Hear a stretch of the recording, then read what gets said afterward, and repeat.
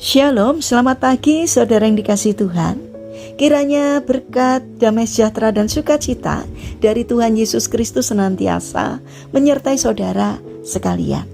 Sebelum kita mendengarkan firman Tuhan dan renungan, marilah kita berdoa. Tuhan Allah Bapa yang Maha Baik, kami sungguh bersyukur dan berterima kasih atas kebaikan dan kemurahan-Mu. Karena Engkau Tuhan yang tak pernah meninggalkan kami. Engkau Tuhan yang senantiasa melindungi, menolong dan menopang kami. Terima kasih atas setiap kemurahan dan kebaikan-Mu ya Tuhan.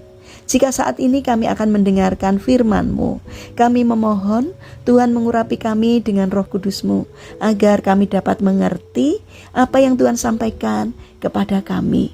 Terlebih agar karakter kami semakin hari, semakin bertumbuh menjadi lebih baik, sehingga semakin berkenan di hati Tuhan. Terima kasih Tuhan. Di dalam nama Tuhan Yesus Kristus, kami sambut berkat firman Tuhan. Amin. Saudara yang dikasihi Tuhan, bacaan firman Tuhan saat ini diambil dari TB2, Kitab Yakobus pasal 5 ayat 10 dan 11. Demikianlah sabda Tuhan.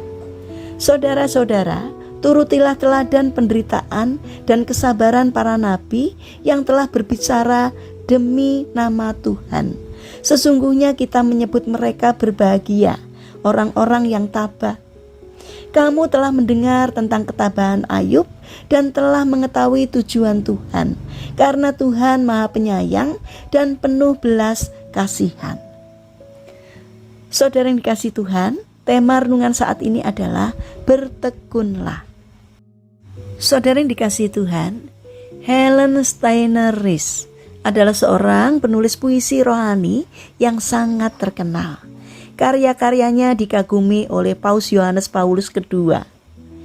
Helen dilahirkan di Ohio, Amerika Serikat pada tahun 1900.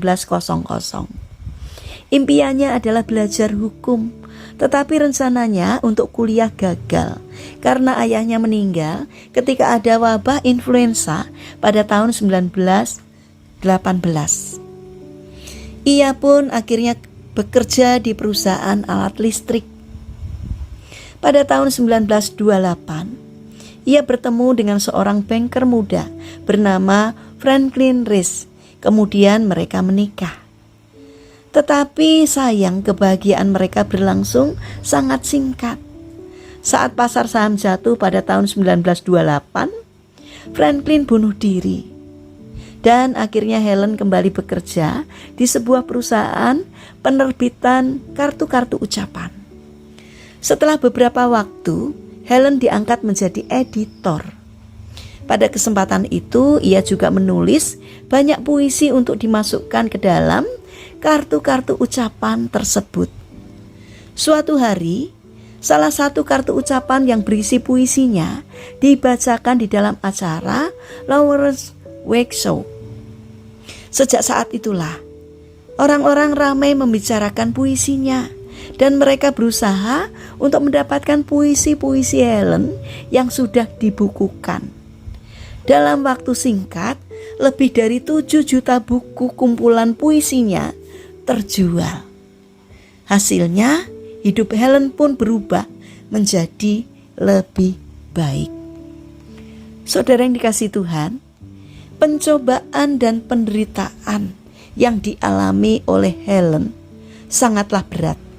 Namun ia tetap bertahan dan bertekun di dalam penderitaannya hingga tiba saatnya ia mendapatkan keberhasilan.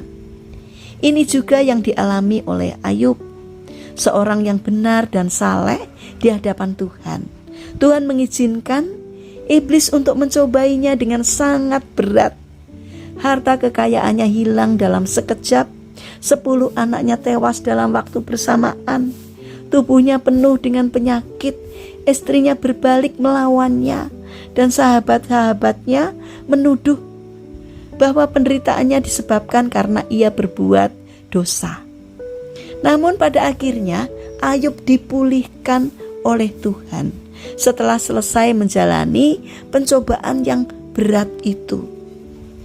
Saudara yang dikasihi Tuhan, karena itu janganlah Kita putus asa ketika kita menghadapi pencobaan dan penderitaan apapun. Sebaliknya, marilah belajar untuk bertekun di dalamnya. Sebab Tuhan itu baik dan penuh belas kasihan. Dia tidak akan membiarkan kita hidup dalam penderitaan terus-menerus. Ia akan menolong kita jika kita bertekun menghadapi penderitaan kita. Kadang-kadang tinggal selangkah saja ketekunan kita itu membawa hasil. Oleh sebab itu, janganlah berhenti untuk bertekun sampai kita mendapatkan buah dari ketekunan itu. Saudara yang dikasihi Tuhan, mari kita bangun karakter. Jangan pernah putus asa, karena sesungguhnya Tuhan tak pernah meninggalkan kita. Tapi tetaplah bertekun sampai mendapatkan hasil dari ketekunan itu. Saudara yang dikasihi Tuhan, marilah kita bersatu di dalam doa. Tuhan Yesus yang baik, dalam menghadapi setiap pergumulan hidup kami, ajarkanlah kami untuk tetap bertekun dalam menantikan pertolongan Tuhan. Bapa yang penuh kasih, kami ingin menyerahkan seluruh aktivitas kami hari ini kepadamu. Kami mohon Tuhan yang menolong, Tuhan yang memberkati setiap karya kami hari ini. Saat ini kami ingin menyerahkan juga bagi saudara-saudara kami yang mengalami sakit atau lemah fisik. Kiranya Tuhan berbelas kasih, Tuhan menolong, Tuhan memberkati setiap upaya yang mereka lakukan. Kiranya Tuhan berkenan untuk menjamah dan menyembuhkannya. Saat ini kami berdoa juga untuk bangsa dan negara kami, terutama pemimpin bangsa kami yang Engkau percaya untuk memimpin negeri kami. Berikanlah hikmat-Mu kepada pemimpin kami, Bapak Presiden. Kiranya Tuhan menolong setiap apapun yang diputuskan, setiap hal yang dikerjakannya. Tuhan memberkati agar apapun yang dikerjakannya seturut dengan pimpinan Tuhan. Terima kasih Bapa yang baik. Kami ingin serahkan seluruh doa dan permohonan kami hanya di dalam nama Tuhan Yesus Kristus. Amin. Puji Tuhan, saudara yang terkasih, kiranya firman Tuhan dan renungan hari ini dapat menjadi berkat bagi kita semua. Haleluya.